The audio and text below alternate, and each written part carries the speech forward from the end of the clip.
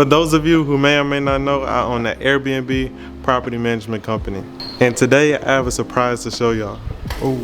But before I show y'all, let me tell y'all how I started my business and how I became an Airbnb Superhost. So I started this business in college. I think it was my senior year. I was at LSU, Louisiana State University, and around this time Hurricane Ida had happened. And so the hurricane came through, a lot of people got displaced. Luckily, where I stayed was good, all my family was safe. But where my dad lived, they were more at risk, so they had to evacuate. So he lived around the country for a while. After Ida, he stayed in a few Airbnbs. And so when he came back home, he thought about all the money that he spent staying in Airbnbs and how much money that Airbnbs can make down here. So he called me, he was like, hey, I'm thinking about putting my house on Airbnb, but I just don't want to manage it. Would you do it for me? So I'm like, I mean, sure, that's another way to make money. And I've always had an interest in Airbnb. I just didn't think that as a broke college student, I would have the means to step foot in it in any way. So I did a ton of research figuring out how to start this business. I watched countless YouTube videos. I did a couple courses.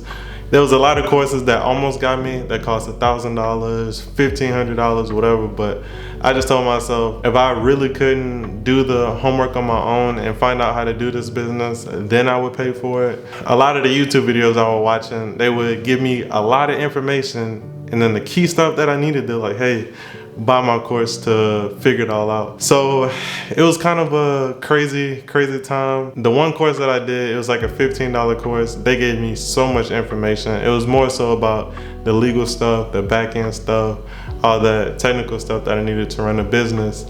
And I was able to buy a book off of Amazon. I think it was called How to Have a Successful Airbnb Business.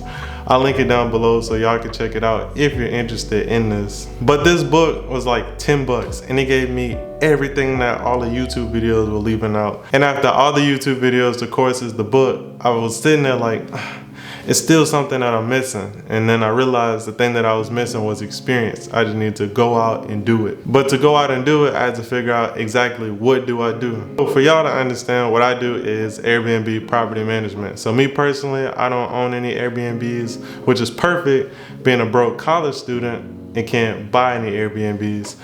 There's another thing called rental arbitrage, where basically you rent a property out, put it on Airbnb, and you just pay the rent every month and you keep the profits. The only issue with that was I couldn't afford to rent anything either. As an Airbnb property manager, I am an Airbnb host, so I behave just as a host. The only difference is not only do I have clients that come in and book and stay in places like this, but I also have clients that are the investors, that are the ones that own the property, and I'm making sure that they're getting their money every month, everything is running smooth, and everybody's happy. As an Airbnb host, the main thing I focus on is getting the property started.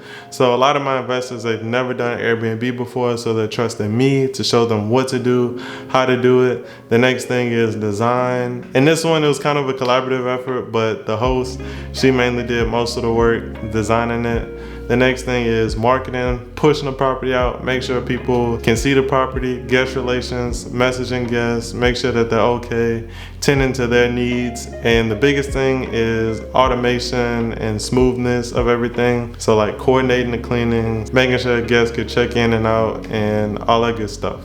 At the time, these are the things that I know I need to be doing, but I wasn't doing it yet. I was just doing a lot of homework. So I started off, I got my LLC, I got my logo, and fun fact, EIN numbers are absolutely free. And if you don't know, an EIN number is basically a social security number for your business. I clicked on a website, it looked legit enough. They charged me $250 for this EIN, and pretty much all they did was fake looking like the IRS website, charged me $250, took my information and just put it in and got a free EIN.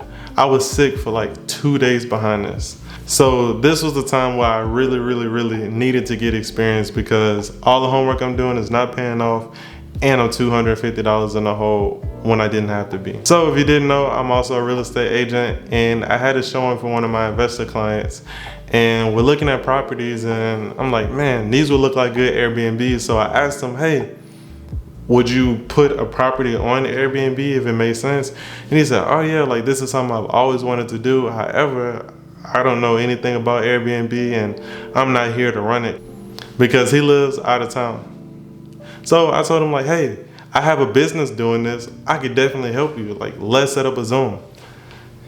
And I was so nervous. Like, I didn't really know how much I could help him. And yeah, I had a business, but I didn't have any properties. So we set up a time to do the Zoom. And in that time, it was still a bunch of stuff that I felt like I didn't know. So what I had to do was I had to go learn as much as I could in like 4 days, because that's all I had between the time we saw the property and the Zoom. So I put together a whole PowerPoint presentation and I pulled it up while we were on Zoom. I went through it, we talked about some stuff, we broke down numbers, all that good jazz.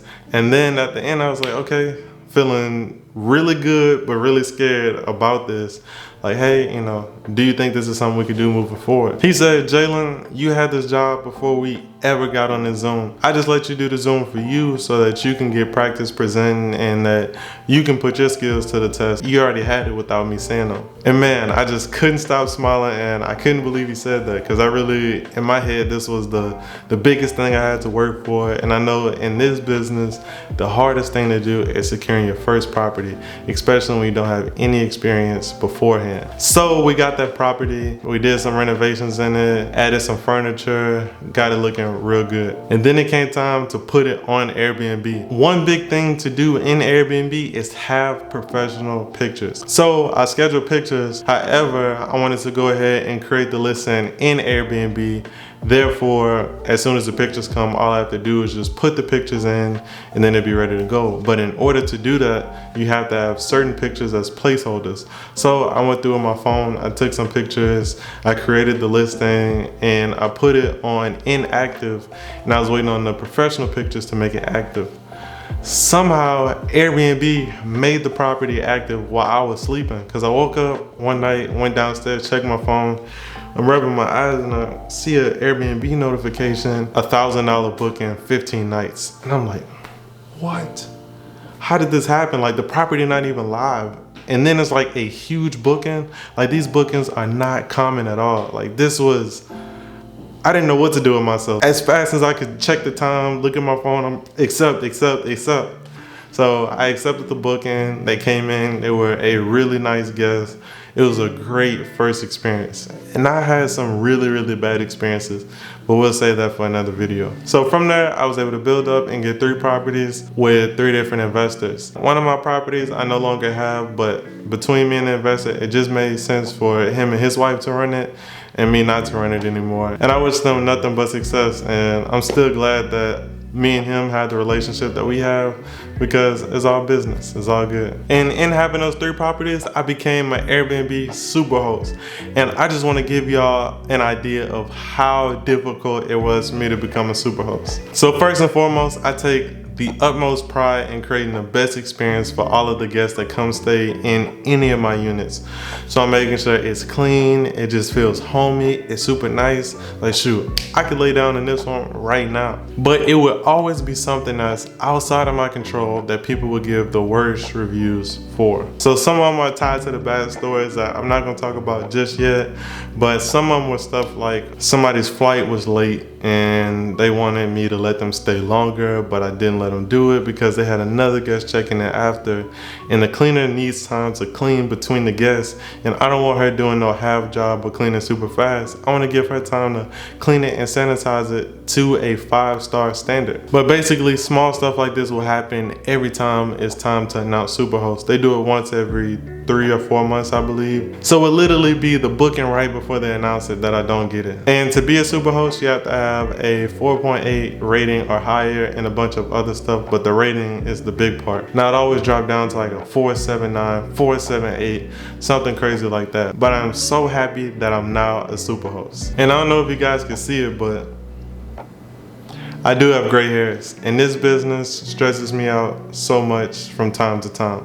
It's also super rewarding. I love what I do, and it sets me apart in everything that I do. Being 22 years old, having my own Airbnb business, along with being a real estate agent, I'm truly proud of the things that I've been able to accomplish. And being a real estate agent and having an Airbnb company, it goes hand in hand. I've been able to do business because I have an Airbnb company, because as a real estate agent, I sell you the Airbnb, and then as an Airbnb property manager, I come back and manage it. And that kind of reminds me of the surprise that I have for you guys at the end of the video. I can't wait to tell you, but we still have more to talk about. But going back to the stresses of this business, the guests can stress you out, the investors can stress you out. It's just a bunch of moving parts, or even the taxes, because there's so many different rules and regulations they're always implementing. This business threatens the hotel business a lot, and so a lot of hotels have political power and they're always fighting against us. And sometimes bad things happen to guests that I wish didn't happen, and I'll talk more about that in other videos. Nothing like crazy, but just major inconveniences that I wish didn't happen, and those stress me out as well. So in order to relieve myself of that stress, I finally hired an assistant. And that was a big thing too. So being able to delegate duties and just know that I can't control everything and that I can trust other people to control. And that was a big thing for me, because this is my baby. This is my business that I built. This is mine. I had to let go of some of the control. I had to delegate duties, and I have to trust my assistant to do everything I need her to do and be able to run a tight ship. I'm letting her handle all the operation things, and my job is to go find more clients and acquire more properties so that we can make more money. And she's such a blessing. She's really, really great for this business. And honestly, it kind of all happened super crazy.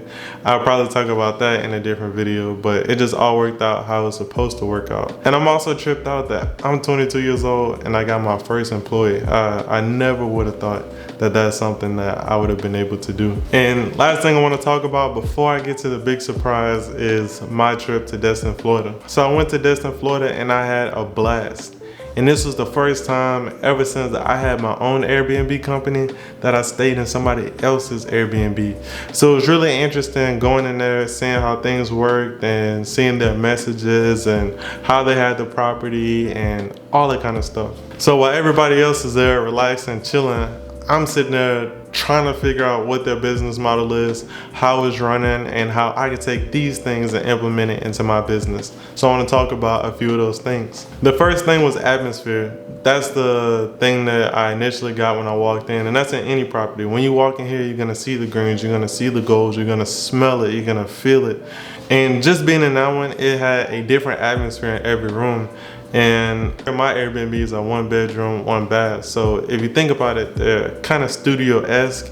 And so it's one room itself. But if I ever got bigger properties, I would think to kind of implement some of the same things. Another thing is they had guidebooks, guest books, however you want to call it, but it was a binder and it had all the rules in there. It had recommendations of stuff to do, and it had contact information, all the good stuff. Everything you needed was in that one book.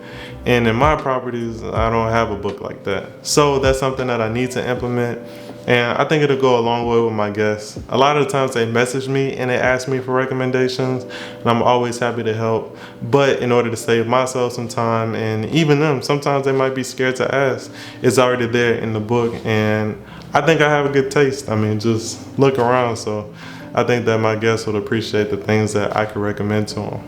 And the last thing was just be accommodating. So we were coming in from out of town, going in late, checking out late, whatever the case is. And I'm usually accommodating to my guests as well, but them accommodating to me in the way that I need to just kind of reminded me that my guests are people too, people with lives, and I can accommodate to them the best way possible. So now I think about it a little differently. If they ask to come in a little early or check out a little late, I want to be the best host that I could be for them. And it came from being a guest to really see what it takes to be a great host. So without further ado, the surprise is, I'm sure you probably guessed it, but a new Airbnb.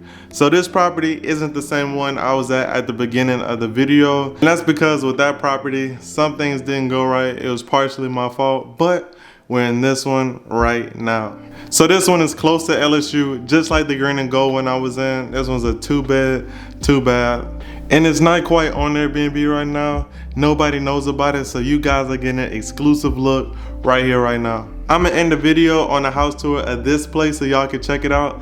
Let me know what y'all think.